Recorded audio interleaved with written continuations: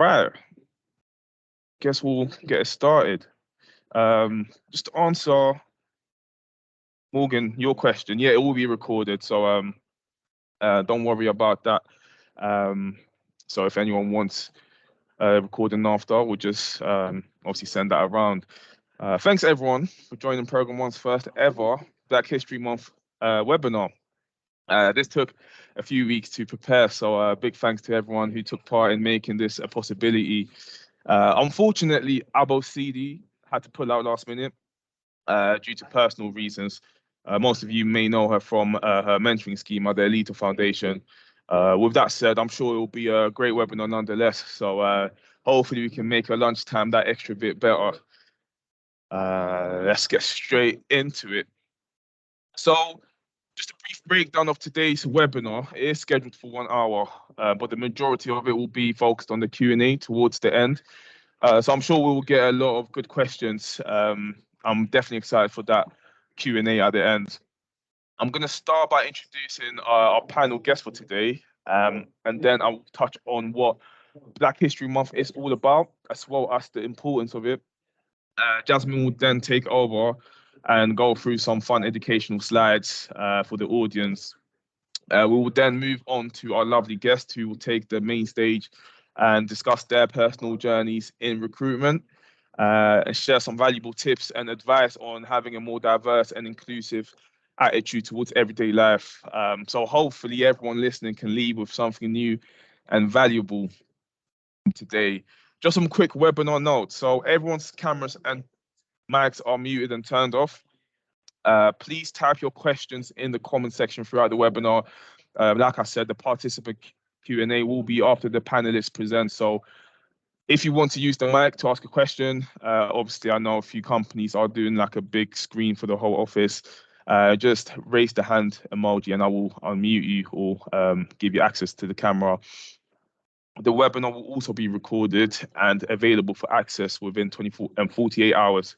So if anyone wants the recording sent over, I'll be more than happy to do so. So to present your panel for today, my name's Atta. Most of you should be familiar with me. Either see me on your LinkedIn timeline posting non-stop content, or you've seen me from your office visits that I've been doing quite a lot recently.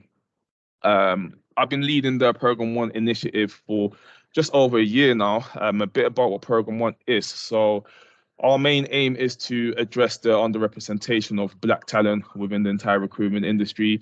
Today, we're partnered with 13 companies that have all taken part in making this ambition a reality. So, if you're watching this webinar right now, likelihood is that you work for one of these 13 partner agencies. I'm going to give it to Jasmine now, so she can introduce who she is, and then I'm going to do the same for the rest of the panel guests. So unlike Atta, a lot of you probably haven't met me before. I've recently joined Program One. So yeah, nice to obviously see so many people turn up to my first webinar. I guess introduction to myself. So I'm the career outreach lead here at Program One. My main responsibility is to, attract talent and retain talent as well, so figuring out different ways in order to do that. I guess prior to joining Program One, I worked as a recruitment consultant myself for 2 years, so can completely relate to the candidates, and I'm here to offer them any sort of like tips and advice in order to help them excel within a recruitment career. I guess joining Program One, I'm really excited to help to see the program excel and progress within the next well, however many years or so. But yeah, looking forward to hopefully meeting with the rest of you guys at some point. Thanks, Jasmine. Lenna, you want to introduce yourself briefly? Sure. Hi, my name is Lenna Cumberbatch. I'm the Non-Executive Director for Diversity, Inclusion and Respect at Goodman Masson. I've been here now actually 3 years this month, and so lots of change in that time. It's been fantastic to watch this program grow and develop as well, and so brilliant to see how much work has been done and put into it. Thank you. Thanks, Lenna. And lastly, Jennine. Hi, I'm Jennine Gibbs and I work for Gravitas. I've been here for just under a year and a half now, and I am the DEI and talent management principal here. And yeah, the same. It's just been really, really interesting to be involved with Programme One. You know, from the time that I've been involved with it to now, it's grown a lot. And yeah, all things DEI with regards to Gravitas, we're on our own journey. So can't wait to kind of tell everybody about what we've been doing and what we're all about. Love it, love it, love it. So before we start, I want to talk about what Black History Month is. So the aim of Black History Month is to recognize, celebrate, and honor the achievements, contributions, and struggles of individuals from an Afro-Caribbean background throughout whole history. It serves as a dedicated time to acknowledge the rich and diverse heritage of Black people, their cultural, social, economic, and political impact, and their resilience in the face of systemic racism and oppression. Another significance of Black History Month lies in its ability to educate and raise awareness about the often overlooked or marginalized history of Black individuals and communities. It provides an opportunity to highlight the accomplishments of Black leaders, entertainers, ordinary people who have made significant contributions to various fields and have played a crucial role in shaping society. It also serves as a reminder of the ongoing fight for racial equality and justice. It encourages dialogue, reflection, and understanding of the struggles and challenges faced by Black people throughout history and in the present day. So overall, Black History Month is a time to honor the past, celebrate the present, and inspire future generations as well to continue the pursuit of equality, justice, and respect for all individuals, regardless of their race or ethnicity. With this year's theme being saluting our sisters, it was only right to talk about the great things that Black women have done to shape UK society today. Black women have been at the forefront of activism and fight for civil rights in the UK. They have played crucial roles in campaigns against racial discrimination, police brutality, and social injustice. Figures like Olive Morris, Claudia Jones, and Doreen Lawrence have been instrumental in advocating for equality and justice. Black women writers have made significant contributions to British literature as well. Authors such as Andrea Levi have received critical acclaim for their works, exploring themes of identity, race, and culture. Their writings have provided important perspectives and narratives that challenge stereotypes and also broaden understanding. Black women have also excelled in the arts and entertainment industry in the UK. They have made significant contributions as actors, musicians, dancers, and visual artists. Figures like Tandy Newton have achieved international recognition for her talent and creativity. Black women have held prominent positions in British politics as well and leadership roles. Diane Abbott became the first Black woman to be elected to the UK Parliament. Other notable figures include Baroness Valerie Amos, who served as the first Black woman to lead a British university, and Baroness Doreen Lawrence, who has been a prominent campaigner for justice and equality. Black women have made significant contributions to education and academia as well. They have excelled as educators, researchers, and scholars, contributing to knowledge and promoting diversity in the curriculum. Their work has helped challenge Eurocentric perspectives and promote a more inclusive approach to learning. And lastly, Black women have played vital roles in community development and social services. They have been leaders and advocates in organizations addressing issues such as healthcare disparities, domestic violence, and youth empowerment.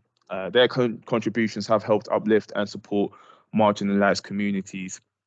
So I'm going to pass it over to Jasmine now, who's going to highlight a few key figures from the past and present day. So over to you, Jasmine. Thanks, Atta. So I guess, as we've just acknowledged, how Black women have contributed to society, thought it would be great to highlight some of the amazing, Black women who have not only contributed in the past, but also making, amazing contributions that will, impact present and future generations. So the first person I'd like to introduce is Mary Seacole. Now, Mary was a Jamaican British nurse and businesswoman who provided medical care to soldiers during the Crimean War. Now, she set up the British Hotel near a war zone. Despite facing lots of racial discrimination, she treated wounded soldiers and provided them with essential medical supplies, risking her own life to bring comfort to others. She's been described as a born healer and a woman of driving energy. She became the first Black woman to make her mark on British public life, and has been compared to the likes of Florence Nightingale in regards to her work. The next person is Claudia Jones. Now, Claudia Jones is a Trinidadian-born feminist, political activist, visionary, and pioneering journalist. Claudia worked with activist organisations across the UK to campaign against housing injustices, discrimination in the workplace, women's rights, and racist immigration policies. Claudia was actually the founder of Notting Hill Carnival, which I'm sure most of you have attended, or I recommend that you should definitely attend. Today, it's the second largest, street gathering in the world, helping to bring, Caribbean culture to the forefront of British life. And I think for myself, coming from a Caribbean background, it's definitely nice to see, my community being brought alive within the UK. And then the next person is Diane Abbott. As Atta mentioned, she's a British politician who made history in 1987 by becoming the first Black woman ever elected to the House of Commons. She's become a prominent figure within the Labour Party and was appointed Shadow Home Secretary, bringing the injustices of the UK's immigration system to light, such as the Windrush scandal. And she's also been a champion for causes and educational achievement for Black students in London. Now, this next person, if you don't know her, definitely get to know her. So this is Michaela Cole. She's a British actress, writer, and director of Ghanaian descent, who rose to fame in her role as Tracy in Chewing Gum and for appearing as the lead in the award-winning drama I May Destroy You. Michaela, champions diversity and representation on and off the screen, not only, not only just related to her Black heritage, but anyone who feels, excluded by mainstream media, and overall just standing up against hatred and inequality and representing, underrepresented voices. The next person I've actually had the ability to, work and learn from this lovely woman. So this is Dr. Anne-Marie Imafedon. She's a British Nigerian computer scientist, mathematician, and entrepreneur.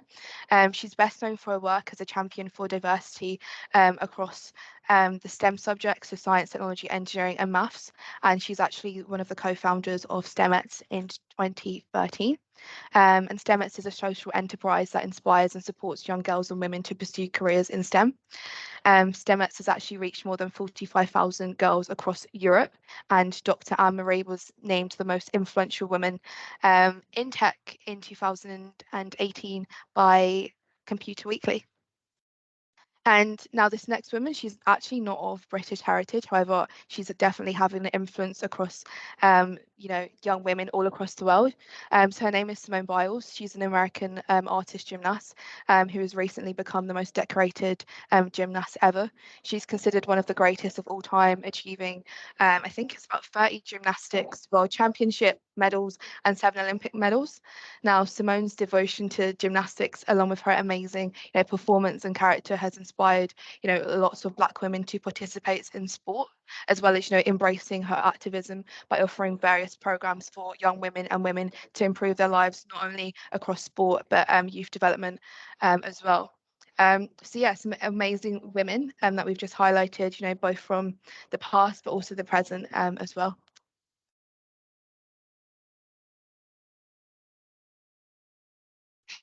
Thank you, Jasmine. Now over to our special guests. I'm sure you two are the reason why everyone's watching today. So I'm just going to go straight into it. I'm going to start by asking you, Jennine, what challenges are you currently overcoming at Gravitas or want to overcome? and how have you achieved progress within your workplace? I think I probably have to start from the beginning with my story, so to be able to answer that question. When I joined Gravitas initially, I started off as a senior learning development consultant, which I really loved and enjoyed that. And this is where I actually found my passion for DEI, where I wanted to take an active role in it, mainly because I worked really closely with the consultants. I used to deliver their induction, their sales training, but I'd always used to ask them, like, how are you finding the role? How are you finding it, you know, being here in a role, working? Because we hired a lot of grads, so a lot of them, it was their first jobs that they've ever had. And this used to give people the opportunity just to talk to me about how they're feeling, whether it's about our work culture, the environment, the great things that we're doing, all the things that we needed to improve. And I found that people were quite comfortable telling me the bits that we needed to improve. And I just felt like we needed to do something about that, rather than I just get that information and just be like, oh, okay, and go about my day. I just felt quite strongly about wanting to make sure people were aware of the things that we needed to improve, especially when it comes to, you know, work culture and well-being and things like that. I think this also comes from my previous background, where I worked in recruitment for 8 years. I worked for a recruitment agency where the MD, I was really close to her, very, very close to her. And she, we used to socialize outside of work, you know, didn't have any issues. But then I fell pregnant. And she was okay initially when I told her that I was pregnant, but then started treating me very differently as the kind of months went on. Long story short, because it is quite a long story, but yeah, she basically stopped talking to me. She made my life quite difficult. I thought, right, let me get to the bottom of this and figure out what's going on. She went on a rant and said that she wished I wasn't pregnant, and said that she felt like pushing me in front of a bus. Yeah, which you can only imagine, like, yeah, someone actually saying that to you. Yeah. So in the end, I left. We went through mediation and things like that, and she still couldn't kind of contain her anger. So I got legal representation, and we ended up settling out of court. But the reason why I told that story is because I did feel like I wished I'd spoken up sooner. I went through that for a very long time, and I kept making excuses for her, and I kept saying, oh, you know, she's stressed and she's worried about what's going to happen next. And, you know, we had a really good relationship, and I just kept making excuses. But I just feel like if that was me now, I definitely would have called her out on it much quicker. You know, I was a lot younger, and I just felt like, you know, is my voice going to be heard? And I think sometimes as Black women, that's kind of how we think. You know, if I do say something, is anyone going to care? Is anyone going to listen? You know, is anyone going to actually take heed of what I'm saying? And I did feel like that. So fast forward back to being at Gravitas, I just felt like whenever people would tell me things that I knew that we could change, I felt like if they didn't feel comfortable enough bringing it forward to managers, because I'd always encourage them to go and speak to your manager, you know, they're here to help, they're here to support, you know, speak to them about it. If they didn't feel comfortable doing that, I took it upon myself to then speak to people such as our co-founder, Alex Naylor. You know, I used to tell her about the things that I feel like we could possibly change that would make, you know, make things a little bit better. And she would always listen. And like, Alex is just such a breath of fresh air, where she will actually listen and say, like, okay, so what do you think? What should we do? And she'd come with ideas as well. And I've never experienced that with a company before. I think sometimes you'll say, you know, we need to do this, we need to do that, and you keep saying this is what we need to do, and then nothing actually happens. But I have found coming here that my voice is definitely heard, and people are open to change. So yeah, so I think that's one of the reasons why I just got quite heavily involved in the DEI side of things. And then from the numerous conversations that I had with Alex, we then kind of come to the decision that we definitely need someone in our talent management team to concentrate on DEI, to kind of just spend time on it rather than just being like an afterthought. So I then got promoted to our talent management team. And I've been working really closely with Alex Naylor with regards to all our DEI initiatives, working with our marketing team, working with talent acquisitions. And we've been able to drive a number of different DEI initiatives.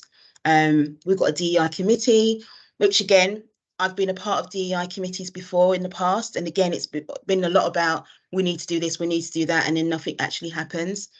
Definitely finding our DEI committee, we will talk about things that we want to change, and we actually do change them, which has been really nice. We've also got a ladies group in London, because our London office is quite male dominated. So we decided to start getting the women together, and we've just found it so empowering, where we've been able to talk about the challenges that we've had, what we can do. We've been able to motivate each other. It's actually also acted like, you know, because we do take on grads, so we've got quite some senior people within the committee that we've also been able to mentor those junior consultants within the business. And we literally come out of those meetings just feeling so motivated and encouraged. And it's just such a nice feeling that, you know, hearing from people's experiences and being able to offer advice where we can, which has been really, really great. Other things that we've been doing, things like we get our Gravitonians to talk about their heritage and their culture, where they're from. I kickstarted that back in February, I think it was, because I'm from Caribbean heritage. So I've been heavily influenced by my Caribbean culture. Like, my parents are strong, confident people, hardworking. They instilled that in me. It was always about, you know, making sure you go above and beyond.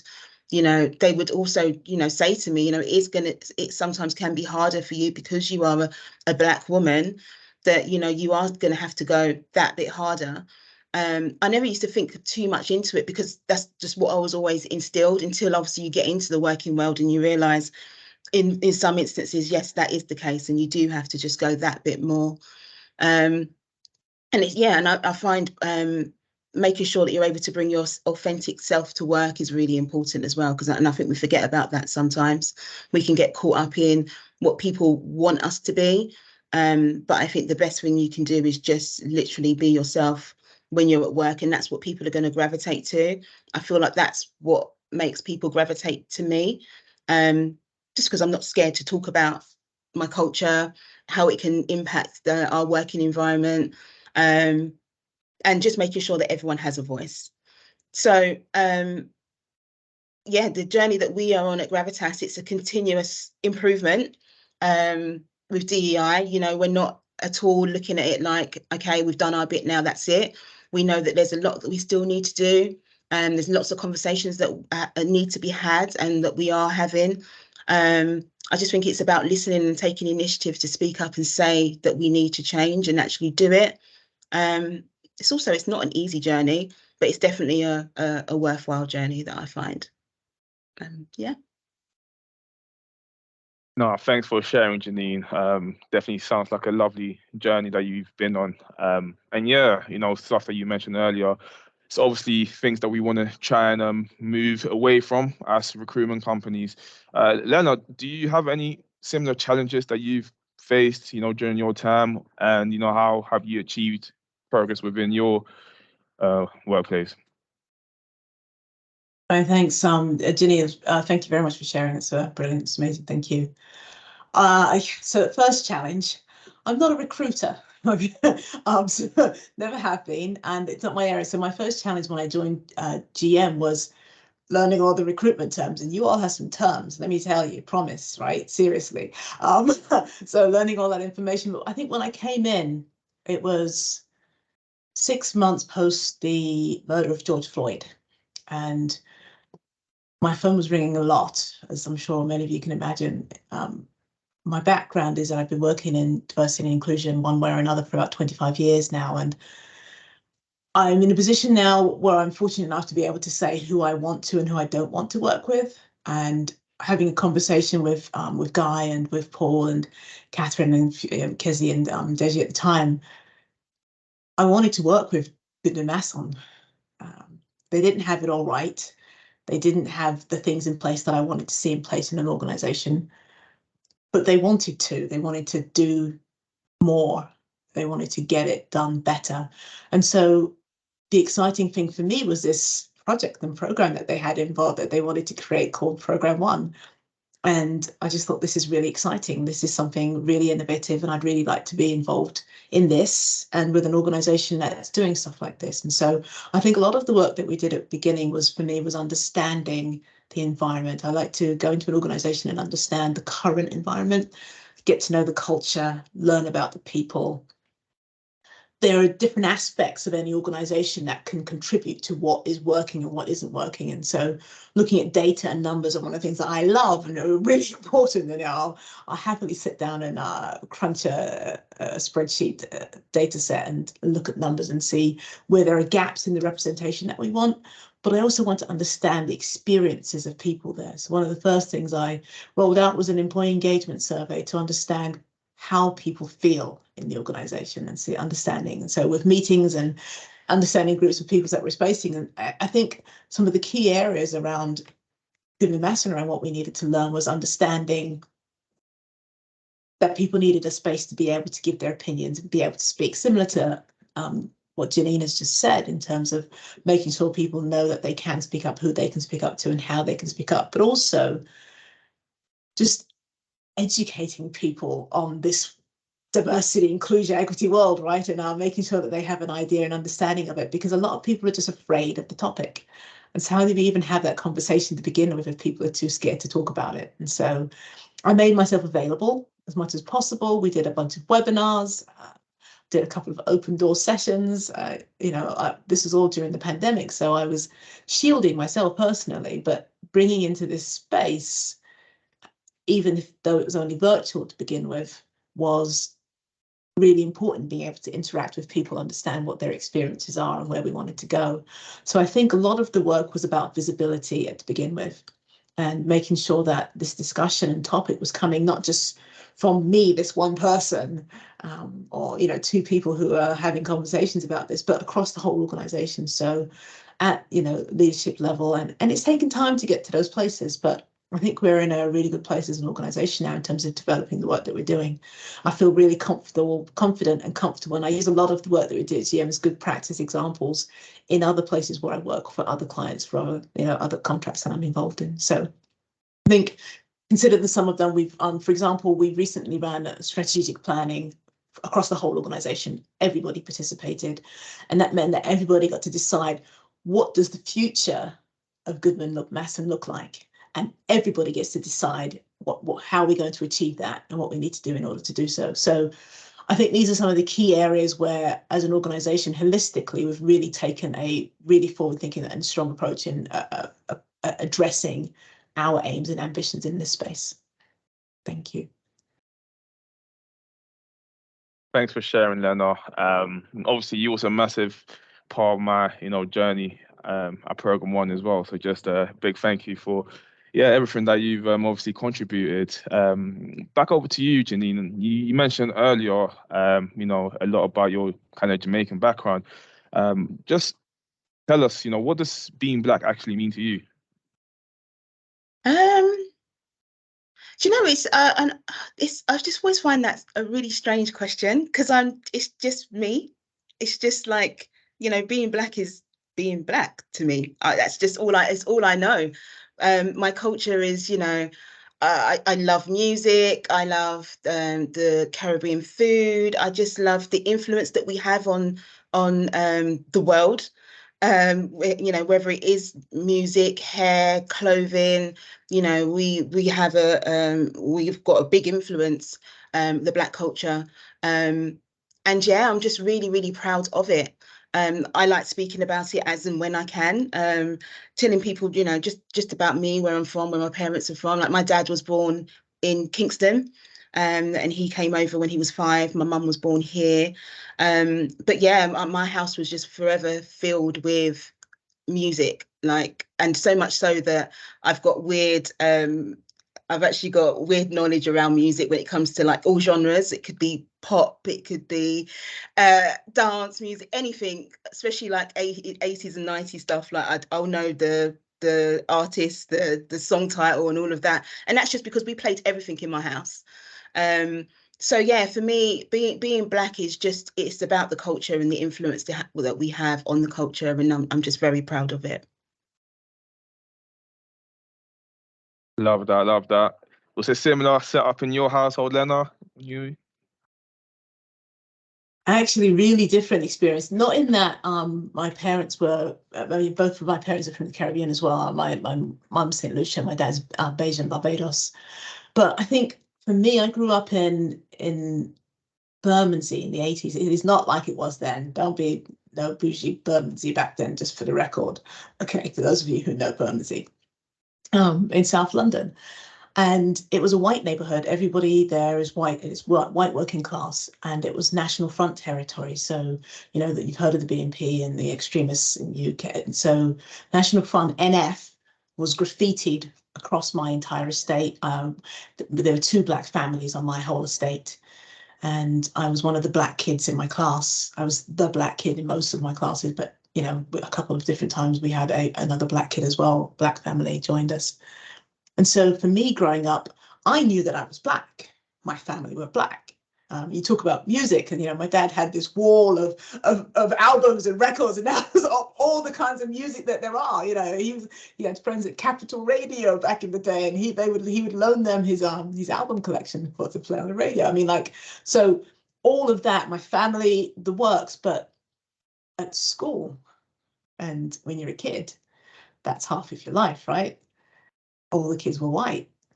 And so it wasn't until I remember standing at a bus stop outside of school, in secondary school, I was 11, and somebody had written in one of those great big markers, "Deport all Blacks." And that was the day I realized that I was Black, and that being Black was being something different. It wasn't that everybody had different experiences and that everybody had different sorts of, you know, you would go home and you would all have your family life, and everybody's family life was different to everybody else's. It was that Black people's family lives and experiences were different to everybody else's.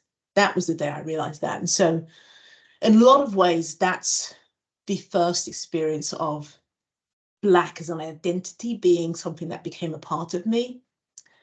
I had experienced racism, and my parents had come into school to talk about racism before, but it wasn't about me, it was about them. And all of a sudden, this Black thing became about me. And I did a talk recently, and it was a session called Belonging, and it's for people from racialized minority groups and understanding the concepts of what makes you feel like you belong. And, you know, I want to talk about it a little bit from an intersectional perspective, this concept of different identities overlapping. And so when I came out as a lesbian when I was at university.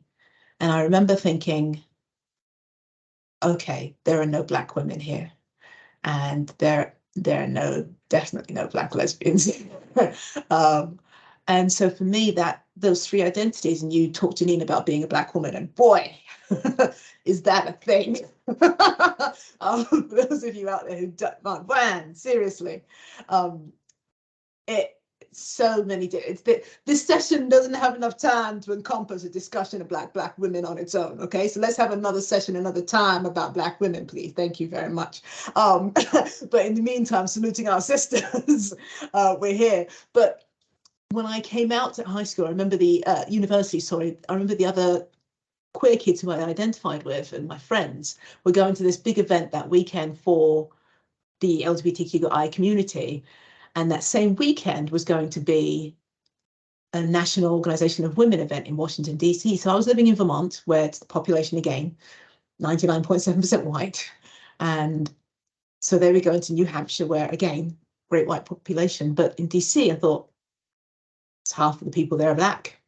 There's got to be Black lesbians in D.C. So rather than go 50 miles away to that retreat with my friends, I went to D.C.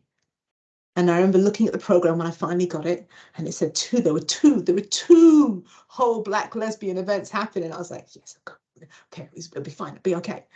And so I went to these sessions, and I remember walking in this great hall. You know, when you go to a conference in a hotel, and the hallways are all dark and, you know, funky soft lighting and the awful wallpaper and the fake wood. Yeah, you know what I'm talking about. But you walk into this room and these big doors open, and it was like lesbians, Black lesbians everywhere, and that for the first time felt like being all of me.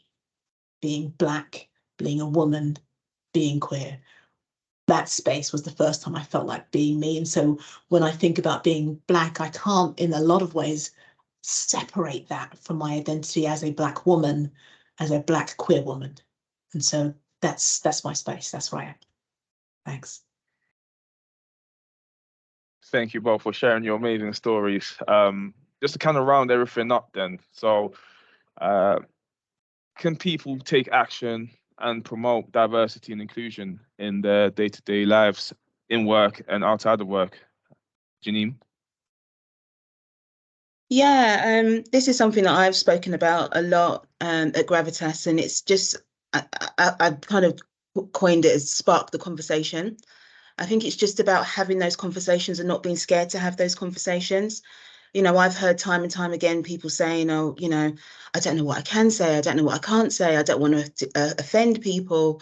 And I'm just like, you know, people know your heart. If you're coming from a good space and you say something that may not be very PC, you know, if that person knows that you're not trying to say something to offend, you know, that's how they're going to take it. So don't be scared to say something. You know, just obviously think before you speak, but don't be scared to have to start that conversation or have that conversation. And I think that's definitely for us here at Gravitas was our starting point, is just being able to have those conversations with each other, feeling like we've just got that psychological safety that, you know, you do feel comfortable, you do feel like, you know, that person isn't going to be offended by me if I do say something wrong. I think now understanding, I think, Lenna, you mentioned it before about the knowledge piece, you know, just making sure people do have the knowledge. I think sometimes people feel that they have the knowledge, but actually don't. So it's just making sure that, you know, you are on the same page and that people understand kind of where you're coming from, and starting from the beginning if you have to, starting from scratch. You know, talking about terminology, talking about, you know, all these different things is where people, you know, you can start. And I feel that, again, I keep talking about my company because it's my experience, but people have just genuinely will be interested in, you know, what you have to say because it's so different from what they've been used to that it just sparks that interest. And that's what's really worked for us. Love that. And obviously with Lenna, you know, I've seen firsthand the countless workshops, trainings, webinars, whatever you want to call it, about, you know, how people can, you know, implement a more inclusive mindset. You mind just rounding things up for us?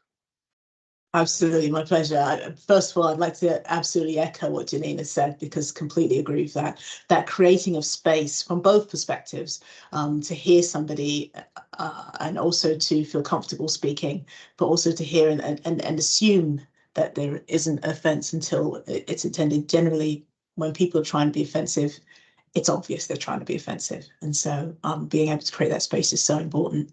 I think also there are a couple of things. We've got to do our own work, right? We've also all got to take responsibility for our own education. So what can you do yourself to make sure that you are better educated in these spaces? Because for those of you who are in minoritized, marginalized groups who are underrepresented in any way, shape or form, and, you know, be that, you know, from a racial ethnicity point of view perspective, from disability perspective, socioeconomic class, gender, you know, whatever those groups are, however you identify, it is not your job to educate other people just because you are in that group. It is not your role. Don't feel free. Have at it, do as you will, but don't feel like you have to take responsibility. You got stuff to do. You guys are recruiters, you got to meet targets. So you know, do what you got to do. Feel free to answer questions. Like I said, create space, be there for people, share, learn. I think, you know, Jennine's idea about just talking about who we are and where we come from and experience is fantastic. I love that. But we got to do our own work. We've got to go out and do the homework and do the research so that we can make sure we're educating ourselves. But ultimately, I'd really like us to create space. How do you think about the way that I'm behaving, the way I'm interacting? How is this being inclusive or is this being exclusive? Are you being explicitly inclusive? It's all well and good to say, yeah, well, you know, of course I'm fine with, you know, LGBTQI plus people. Do they know that? Because too many people are not for them to be able to assume that you are. Are you an ally? And by ally, I don't mean somebody goes, yeah, I'm not racist. It's not being an ally. What do you do? Where is your anti-racist activity? How do you specifically and explicitly denounce racism when you see or hear it? And I mean, even when it's banter, right? Because when we create an environment that is uncomfortable for some people, it makes it a whole lot more uncomfortable for everybody. So the question for you, all of you out there, what are you doing to be explicitly inclusive? Because that's how you make an inclusive environment. It's not a passive thing. It's an action. It's an activity. It's an active process. What are you doing to being explicitly inclusive? And feel free to ask for help on that. You know, Jennine at Gravitas, myself at GM, and I'm sure you will have folks across your organizations as well. But find a way, pick one, and do it. Thank you. Yeah, that leads nicely onto our next segment, which is the panel Q&A. Before we go on to that, I just want to give a massive virtual round of applause to our special guests here for, just sharing their amazing stories. So, well done, Lenna and Jennine. Thanks for that. I'm sure everyone listening today are appreciative of your contribution. So we are going to answer some questions that my lovely audience may have today. Feel free to type it in the chat.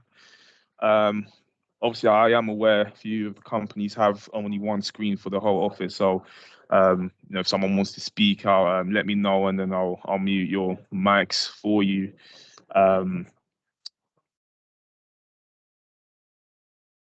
Literally any questions, whether it's from the beginning of the webinar or maybe something that you kind of wanted to understand more towards the end. See our hands up here. We got a question from Eliza. The floor is yours, Eliza. Hi there, sorry, can you hear me now? Yeah. Brilliant. Thank you so much. So it was so interesting and just so refreshing to hear, just a positive sort of outlay on what's going on.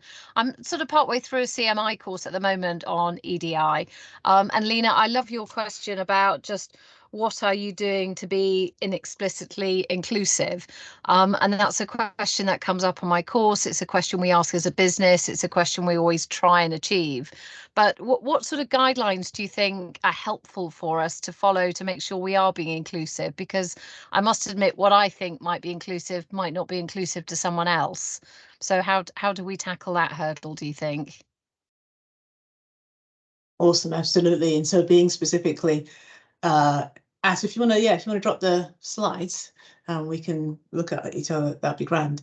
So there are a variety of ways. Like I wear this this badge. It's a rainbow badge. It's a Star Trek pin rainbow badge. Let's be clear. Thank you very much. But because it means that I'm explicitly being visible about my identity. There's no question. I mean, don't get me wrong. I conform to too many of the lesbian stereotypes. So most people taking one look at me will automatically know, but I want to be explicit about that support and engagement. When somebody talks to me about their experiences, I want to be I want to listen. One of the examples that I use in some of the workshops I run is that when somebody tells you that an experience they've had is racist, don't question them. Don't doubt them. Trust that they know what their experience has been. Listen to them and hear what they're saying. Ask them if they're okay. That should be your first question. Are you all right? Is there anything I can do? But all too often people say, are you sure? Oh, no, I don't think that's what they meant. Trust me. I've been there. We've been there so many times. I know. I know. And on the off chance, the 1% of times where I might have gotten it wrong, give me the benefit of the doubt anyway, because most of the time that I won't get that. And so that's one specific way. Also, if you hear somebody make a joke or make a comment, even if they're making it, even if they're trying to be funny, even if they're making it with somebody who is Black, that person may be laughing because they don't know what else to do, because nobody has their back, because nobody's being supportive, and saying, oh, I'm not, you know, it can be something as simple as saying, I'm not sure that kind of joke is okay here. I'm not sure that that's appropriate, or that makes me feel uncomfortable, actually. I know that you guys know each other, but it makes me feel a little bit uncomfortable. And being able to express that verbally, explicitly, learn as much as you can before you go and ask somebody a question about something that you want to explain. You know, I had somebody use some terms, and I thought, okay, so I was somebody who was working with medical students, and she said that they have actors come in to perform certain scenes and scenarios, and she used the word coloured. And I said, well, actually, we don't really use that term in the UK as much anymore. You know, I know that sometimes people get confused because in America they use the term people of colour, but it's coloured is quite a historic term that we don't really use nowadays. And she went, oh, okay. And then she went on to carry on conversation, talking about it. And she said the word coloured again. I said, okay, that word really actually makes me uncomfortable. She said, well, I'm just not quite sure how to describe him. And I said, well, is he Black? And she said, well, yeah, we'll then say he's Black. And, you know, she was talking about the experience of that they were the behavior of some of the students was racist towards this person. So she was having a conversation that, you know, she really wanted to get an understanding for. But listen to what I've said, because I've given you the answer to this question already. And then ask the person what their identity is, how they identify, what they want to use, and then also do your research, find out what terms are you okay to use and not okay to use. You can look those up. Now, it's my job, so 100% come ask me. that's what I'm here for. And if you've got a mate who you're really close to and has told you, yeah, come ask me questions, then ask them. But do your homework first. Make sure that you're upskilled and you have knowledge first before you go and ask questions, whenever possible. You know, sometimes you don't want to listen to what's on the internet, but generally look at multiple sources and you'll get a good picture. Thank you. Any other questions? It'd be great to hear from you. Yes, we have. Thank you, Eliza, for your question. We actually have a question in the chat. Thank you. So to both Lenna and Jennine, who has been your role model in your life? I can answer that really easily. My mum. My mum was my biggest role model. She's not with me now. She unfortunately passed away. But my mum was my biggest cheerleader. You know, she was the one that would push me and drive me to be the best that I could be. You know, she's so hardworking. She worked in finance for many years. Was always working overtime and things like that. So much so that I'm the eldest of two sisters. So I was kind of like their mum, because my mum was always working. So I'd have to pick them up from school and things like that. Sorry, my screen just went. Yeah, I would have to pick them up from school and things like that. So, but, you know, I learned, for me, I feel like I learned how to be the person that I am through my mum. She was just always so positive about everything. And yeah, nothing was too small. She would just say to me, if that's what you want to do it. There's nothing stopping you. Just go and do it. And I'd be very much like, oh, I don't know. Maybe if I wait a little bit, she's like, no, what are you waiting for? Just go and do it. And I miss that now, because I feel like now that I'm older, I start questioning myself again. And I know she would be there just saying, stop overthinking, just go ahead and do it. So I still have that little voice there that does drive me. So yeah, my mum. Lovely, Jennine. Thank you so much for sharing that. Over to you, Lenna. I guess for me, it's really funny. I remember discovering in my 20s one of those books you write when you're a kid. You know, they ask you all the questions: what do you want to be when you grow up? Who do you want to be? Who's your role model? All those things. And, you know, the answers when you put in those books when you're like 10 years old are like sometimes just so wild. I remember putting my role model was Tina Turner. I don't know why. I don't know what, but if you think about when I was 10 years old, Tina Turner was having this massive resurgence of her career, doing amazing things in the world, and she was this massive singer, fantastic woman, this powerful Black woman standing up there in front of everybody doing her thing. And so I think there's no doubt that that is an aspect of who I think about in terms of my role models and Black women. And I think about specifically, particularly in terms of some of the teachers that I had at high school when I was having a really tough time. So Dr. Booker, Dr. Bonner, Dr. Daniels, Ms. Russ, all of these amazing, phenomenal Black women who held me up, you know, because life can be tough for anybody. It absolutely can be tough for anybody. But being able to see yourself in somebody, see that person ahead of you who's doing these amazing things and who thinks you're important enough to give time to, who thinks you're important enough to lift up and hold and push forwards in exactly the way that you described, Jennine, in terms of encouraging, supporting, celebrating me. I felt loved by these women. It was just this amazing experience to follow. And so my role models have been so many of the women in my life who have been there for me and who have pushed me forward.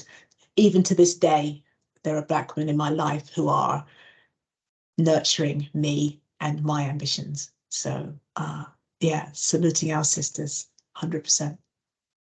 Thank you very much, Lenna. That's great. We do have another question in the chat. This is from Alex. So what advice would you give when overhearing someone saying something that is discriminatory in either a private or public setting? And I guess, you know, what would be the best practice when tackling discrimination right away in the moment? Happy to. Do you want to go ahead, Jennine? Yeah, I was actually going to say something that you'd already said, Lenna, about, you know, saying that it makes you feel uncomfortable. I've been in that situation before, and where I haven't said anything, and then I walked away and kicked myself and just wished that I had said something in the moment. And I think we need to start feeling a little bit more comfortable that if you do hear something that makes you feel uncomfortable, say it makes you feel uncomfortable. You know, I also feel like you don't necessarily have to always explain to the depths why it makes you feel uncomfortable. Just the fact it makes you feel uncomfortable should be enough to let that person know that, you know, that wasn't right, or, you know, as I said, it makes you feel uncomfortable. So yeah, I think trying to call it out as and when you hear it, or if you don't feel as comfortable to do that, speaking to somebody to let them know that you have heard this and, you know, you don't feel like it was right. Perfect. Thanks, Jennine. Lenna, do you have anything to add? Yeah, absolutely. Completely agree with what Jennine just said. And, you know, but there are different ways of addressing these comments. You know, they can be direct or they can be indirect, but saying something at the time is really important, because not just because of that individual person who you might be speaking to, but because anybody else who can hear that conversation going on, right? So you're influencing that space. If they hear nobody say anything to this comment, then what the message they get is, it's okay to be racist here, right? And so when you think about, when you see that comment, when you hear that comment, it can be saying, ooh, not sure about that, mate. Or it could be, dude, you know how that comes across, right? Or it can be, I know you didn't mean that, especially not after you just had all that diversity and inclusion training you've just had. I mean, you can pull it into all sorts of numbers of ways, but you can also say, do you know that when you say that, it comes across as this? Because sometimes people don't realize that the comment they're making is discriminatory or isn't appropriate. And so being able to just say, you know, rather than going, oh, you're a terrible person, I hate you, right? Which, you know, because sometimes that can be how it makes you feel, right? Sometimes you just really like, it makes you angry, whether you're the person who's in the group being discriminated against or otherwise. But sometimes it can make you just really angry, in addition to that level of discomfort. But it might be just that they didn't realize that was in an appropriate term. So you can say, do you know that that's not really okay? You might want to try this instead, or maybe look up some more work in this area. But it really is important. But as Jennine says, if you don't feel comfortable for any reason, and there are all sorts of power dynamics in an organization, right? Talk to somebody else, escalate, bring more people involved in the conversation. And you can even say, do you agree with what they said? You know, to get other people involved in that conversation, in that dynamic, because then it becomes a discussion and a debate about what is and isn't appropriate. But also, if you don't feel like you can come if you do as you said and you walk away and you think, oh, I didn't say anything, don't be afraid to go back to it. There's going to be any number of reasons why at that time you don't feel comfortable. But go back to it. You know, yesterday when you said, that made me feel really uncomfortable. I didn't know what to say at the time, but I thought about it and I just wanted to say. So remember, best if you can say it at the time, right away, but don't feel like the opportunity's gone if you don't take that one at that one time. Thank you for the question. Thank you both for that. And yeah, thank you very much for the questions, guys. Does anyone else have any more questions, I guess, before we wrap up?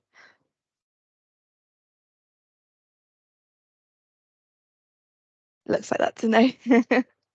Atta, is there anything that you'd like to add? No, I just want to say a massive thank you again for our special guests for sharing, their lovely stories. And yeah, I think I can speak for all of us when I say we just want to encourage everyone to just keep asking questions. It's all about kind of having a very open mindset to just everyday kind of diversity and inclusion. So, if there's any questions at all times, feel free to ask perhaps your manager, whoever you feel comfortable with. Even drop me a message. I'm, definitely active on LinkedIn a lot of times. So if you want to ask me a question, I'll be more than happy to answer that. I'm sure Lenna, Jennine, Jasmine would also be happy to answer questions as well. I've just dropped our LinkedIn's in the chat. So if anyone isn't connected with me already, I'm not sure why that would be the case, but just make sure that you do connect with us if you haven't. And yeah,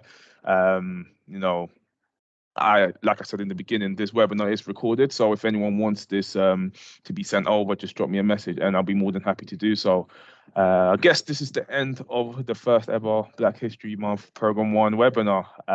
Hopefully everyone enjoyed it, and yeah, enjoy the rest of your days. Thank you very much, guys. Thanks, everyone.